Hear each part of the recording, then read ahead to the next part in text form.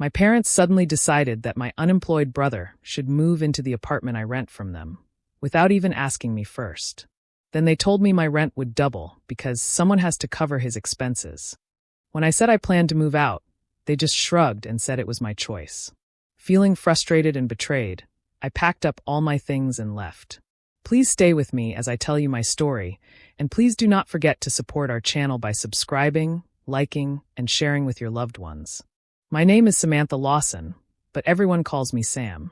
I'm 28 and live on my own in Chicago. I work hard to pay my bills and maintain my independence. My parents, Karen and Douglas Lawson, have always been controlling, but this situation felt extreme. My younger brother, Travis, is 25, recently lost his job, and has always relied on our parents. I've tried to support him emotionally, but I never expected them to force him into my apartment without asking. When they first told me he was moving in, I couldn't believe it.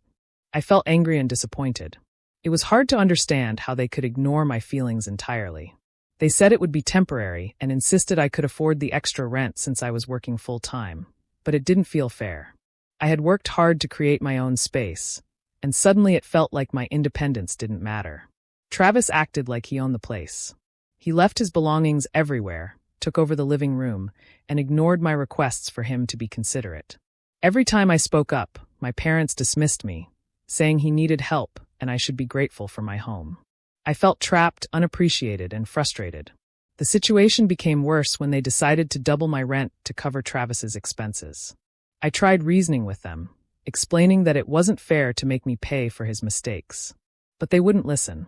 Their cold response made me realize that they didn't care about the stress I was under. They said I could leave if I wanted, but it felt like a punishment rather than an option. After days of trying to cope, I realized staying would only make me bitter. I decided to take control. I packed all my furniture, personal items, and anything that reminded me of the life I had built there. Leaving became an act of reclaiming my independence and dignity. Walking out, I felt a mix of sadness and relief. Leaving my home hurt, but the thought of a fresh start without their control gave me hope. For the first time in a long while, I felt like I was making choices for myself. That day taught me that sometimes standing up for yourself means walking away, and that independence and self-respect are more important than staying in a place where you aren't valued. After a few days of living with Travis in my apartment, I finally worked up the courage to confront my parents. I wanted them to understand how unfair this situation was. I explained that I had my own life, worked hard for my independence, and couldn't afford to cover my brother's mistakes. I told them how stressed and frustrated I felt. But instead of listening, they dismissed my feelings. My mom said Travis needs help, and my dad added that I could afford it, so it shouldn't be a problem. Their words felt cold and uncaring, like my feelings didn't matter at all. I felt used, unsupported, and completely trapped. Every time I tried to speak, they turned the conversation back to Travis, as if I was overreacting. It was like I didn't matter anymore. I had given so much to make my life work. Yet now I was expected to sacrifice my space, my money, and my peace of mind for someone who hadn't tried to help himself. The unfairness of it all made my chest tighten with anger and disappointment. Travis didn't help the situation at all. He treated the apartment as if it was his own, leaving his things everywhere, playing his music loudly, and showing no consideration for my work schedule or personal space. Every time I tried to ask him to be mindful, he shrugged or made a joke, as if mocking my frustration. His selfishness made me feel even more powerless, and I realized that staying passive wouldn't solve anything. The more I watched how my parents coddled him and ignored my concerns, the clearer it became that I had to take matters into my own hands. I couldn't rely on them to see reason or care about how I felt. For the first time, I started thinking seriously about reclaiming control of my life. I needed to protect my independence and set boundaries that my family clearly had no intention of respecting. I began quietly planning my next steps. I thought about ways I could assert myself without confrontation, ways I could regain control of my space and finances, and ways to show my family that I wouldn't be pushed around. I didn't want to hurt anyone unnecessarily, but I knew I had to put myself first.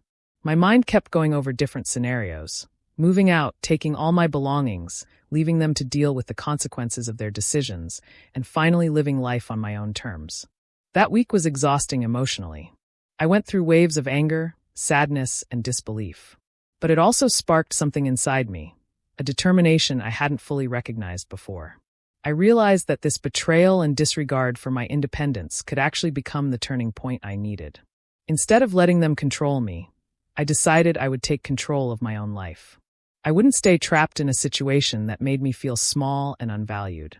I would find a way to protect myself, reclaim my space, and finally take a stand, even if it meant leaving everything behind.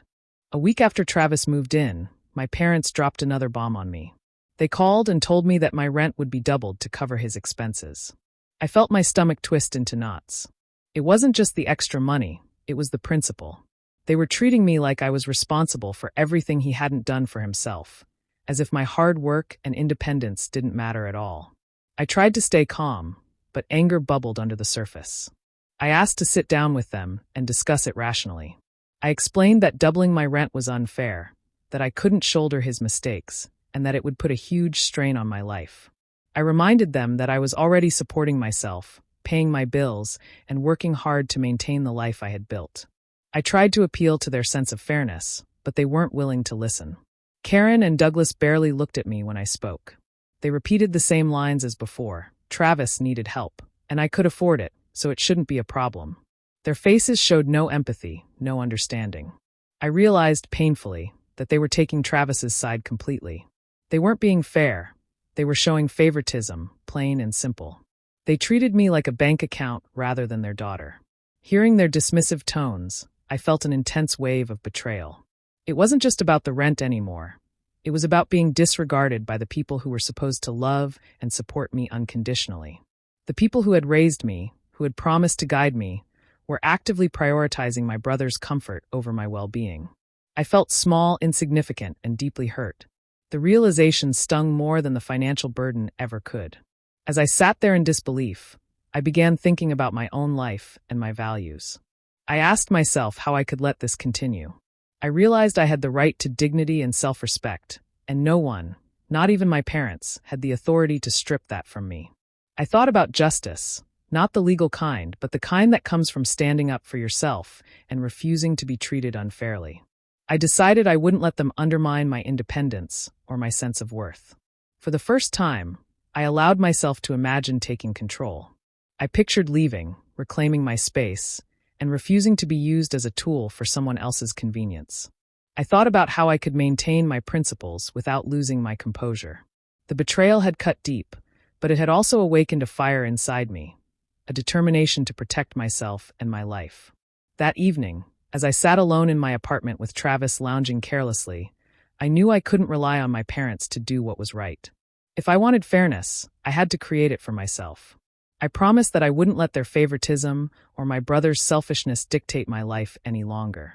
This betrayal, sharp and painful as it was, would mark the moment I decided to stand up, take action, and reclaim my dignity, no matter what it cost. I tried to make the situation work, convincing myself that I could adjust and tolerate Travis living in my apartment.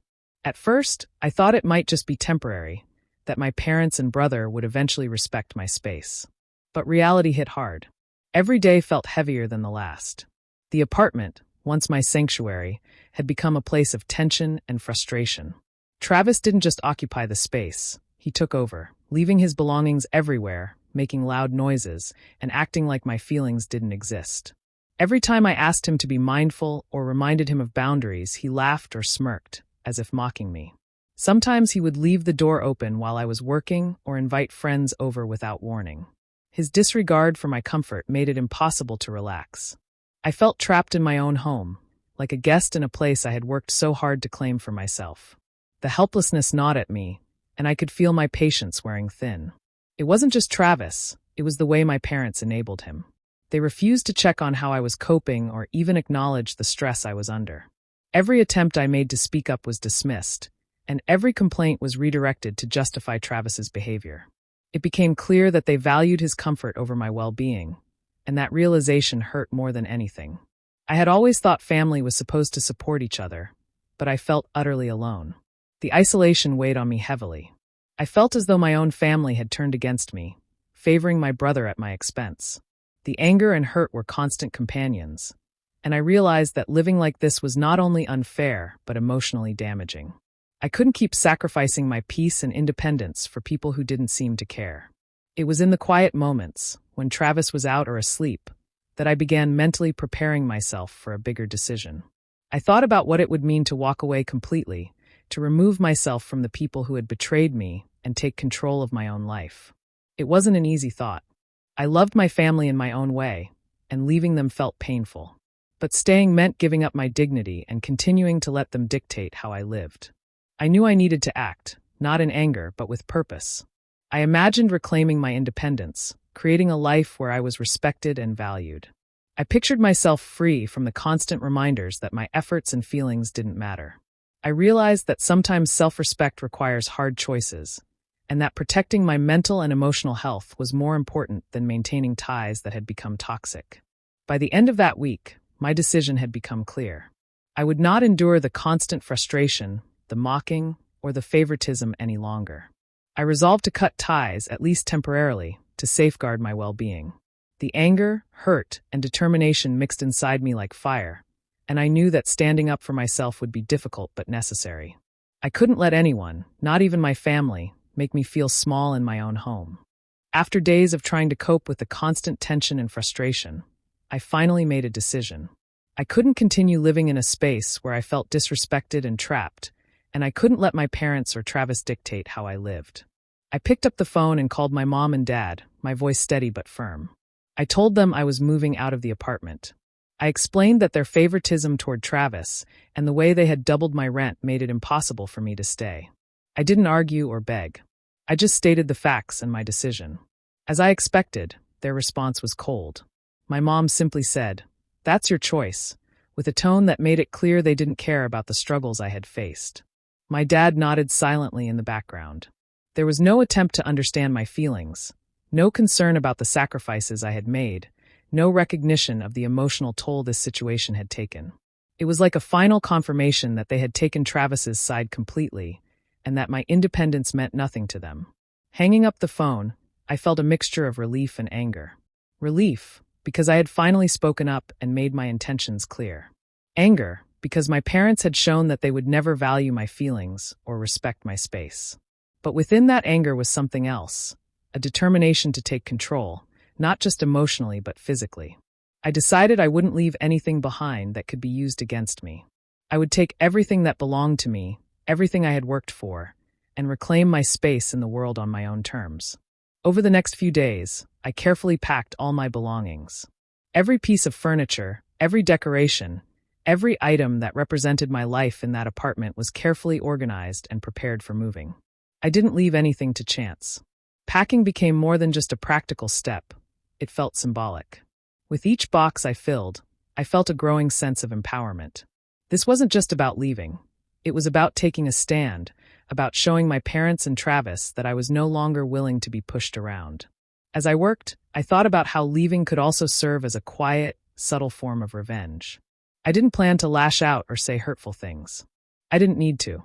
Simply taking my life, my energy, and my possessions away from their control was enough. They would be left to deal with the consequences of their favoritism, while I moved forward free from their interference. For the first time in weeks, I felt a sense of clarity and purpose. I knew that this decision was not easy, and it carried risks, but it was necessary for my own well-being. I wasn't just walking away from a hostile living situation. I was walking toward a future where I could finally breathe, make my own choices, and assert my independence. Leaving had become a declaration of self-respect, a boundary I was determined to protect, and a quiet, empowering form of justice for myself. I spent the next few days meticulously planning my move. This wasn't going to be a rushed, chaotic departure. I wanted it to be complete and deliberate. Every piece of furniture, every personal item, every decoration and keepsake had to come with me. I made lists, packed in stages, and organized everything so that nothing would be left behind. I wanted to leave nothing for my parents or Travis to manipulate or use against me later. It felt good to plan with precision, to know that this time I was the one in control. As I wrapped up boxes and labeled them, I found a strange sense of satisfaction building inside me. I imagined my parents' faces when they realized the apartment would soon be empty of everything I had contributed. I pictured their frustration and discomfort, and instead of feeling guilty, I felt a quiet triumph. It wasn't about revenge in a loud or angry way. It was about reclaiming my life and showing them that I could act decisively and independently. The thought alone made me smile. Travis, of course, was completely unprepared for my actions. He had assumed I would simply adjust and continue tolerating him in my space, as I had done in the beginning. When he realized I was taking all my belongings, he protested loudly, demanding to know why I was making such a big deal and accusing me of overreacting. He tried to guilt me, to appeal to my emotions, but I didn't flinch. His protests only reinforced my decision. I realized that this was my life, my space, and my choice, and no amount of whining or manipulation could change that. With each item I moved out, I felt more liberated. Carrying boxes, arranging furniture in the moving truck, and finally closing the door behind me, I experienced a level of freedom I hadn't felt in months. The apartment that had once felt suffocating was now behind me, and with it went the constant tension, the favoritism, and the frustration. I felt empowered in a way that was deeply personal. I wasn't just leaving a place. I was stepping into control of my own life, asserting my independence in the most concrete way possible. Driving away with my possessions safely in the truck, I realized that this moment marked a turning point. I had transformed my anger and disappointment into action, and action had given me power. For the first time in a long while, I felt fully responsible for my own destiny, and it was exhilarating. The humiliation, the frustration, and the feelings of being undervalued no longer had a hold on me. I had taken control, and it was liberating. By the time I arrived at my new apartment, the weight I had been carrying for months seemed to lift. I looked around at my new space, empty yet full of possibility, and I knew I had made the right decision. This wasn't just a move. It was a statement of self-respect, a reclaiming of autonomy, and a reminder that no one, not even family, could dictate my worth or control my life. I was free, and it felt incredible. A few days after moving into my new apartment, I decided it was time to confront my parents. I picked up the phone and called Karen and Douglas, my voice steady but carrying the weight of all the frustration and hurt I had been holding in. I told them how disappointed I was, how their favoritism toward Travis and disregard for my feelings had left me feeling betrayed. I spoke calmly, but every word carried the emotion I had bottled up for months. At first, there was a long silence on the other end. My parents didn't respond immediately, and I could almost hear their shock.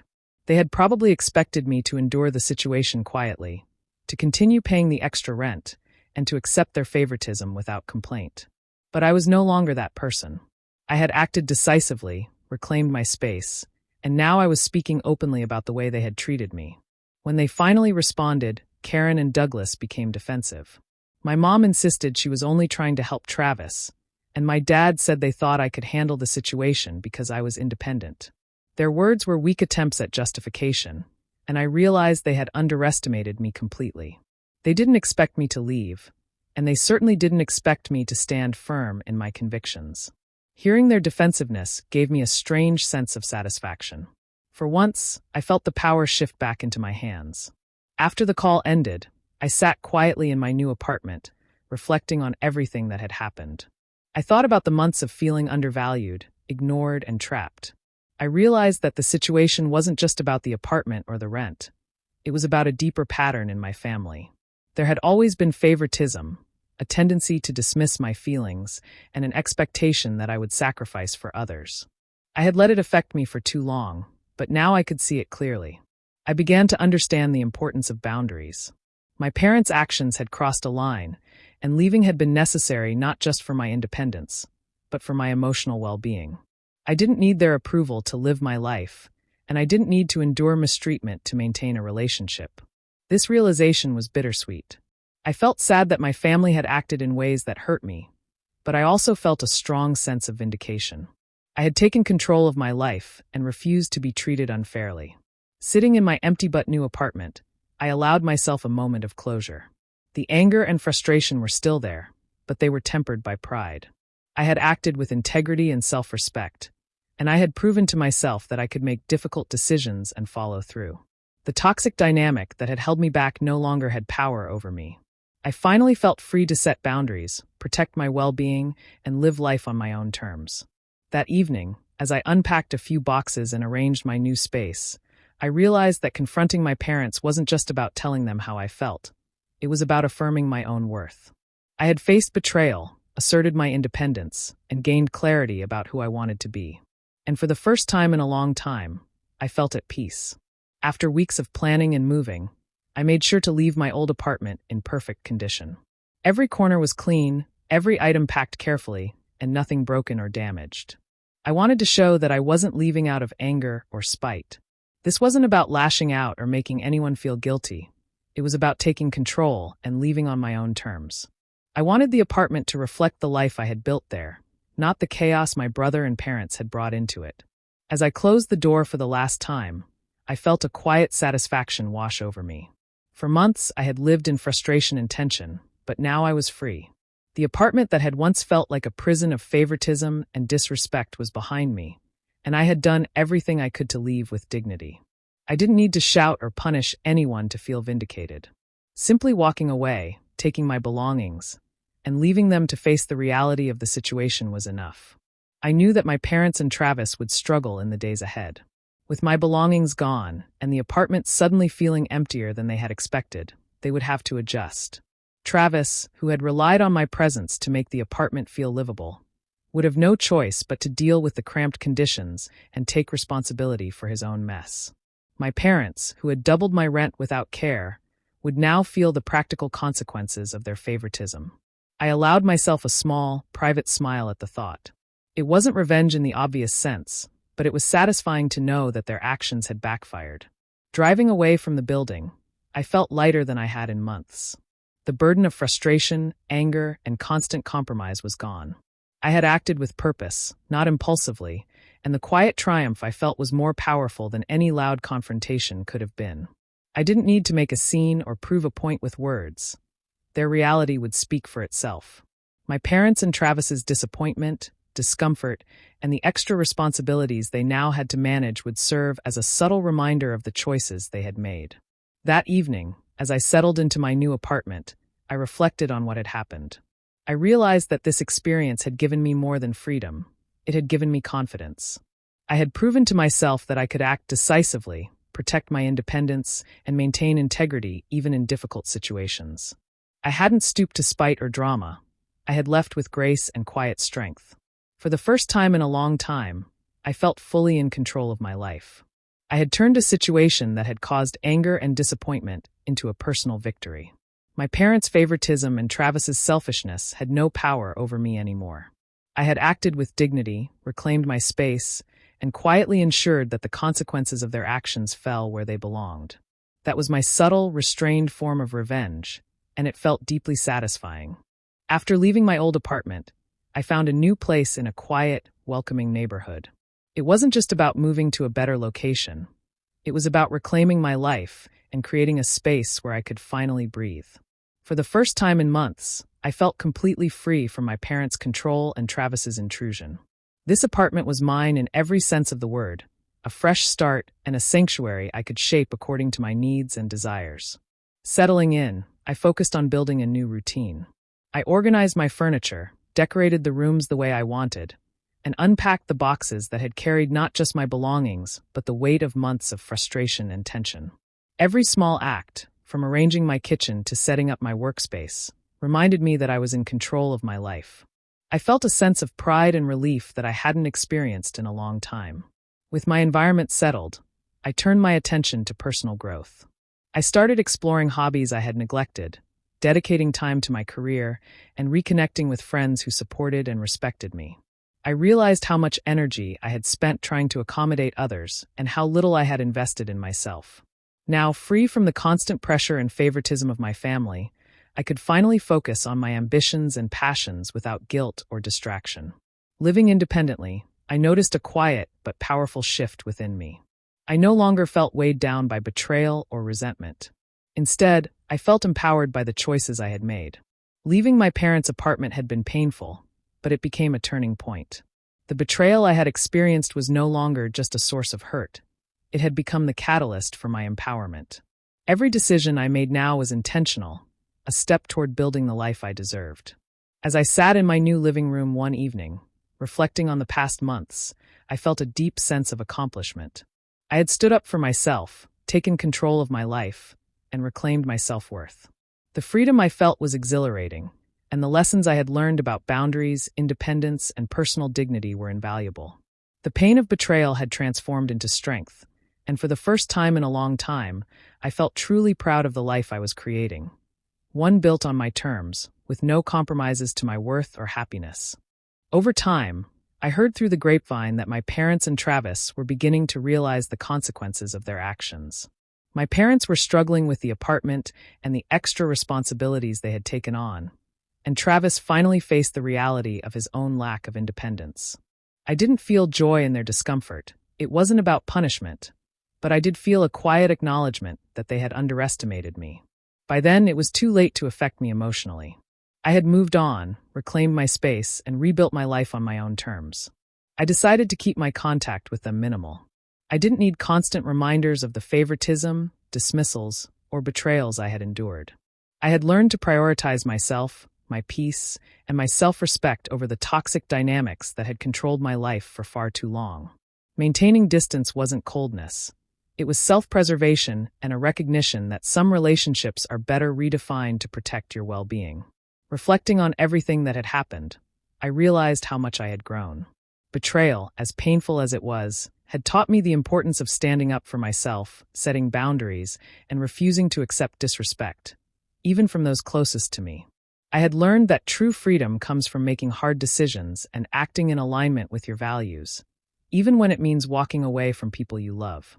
Sitting in my new apartment, I felt a deep sense of peace and empowerment. I had turned anger and disappointment into action, independence, and personal growth. I finally understood that reclaiming your life isn't about revenge in the conventional sense. It's about protecting your dignity and building the life you deserve. Sometimes walking away is the bravest, most satisfying revenge, and for me, that truth had never been clearer. Do you think I made the right choice by leaving my family and taking back my life, or should I have given them another chance? Comment below. I really want to hear what you think. And if you want more stories like mine, subscribe and hit the notification bell so you don't miss out.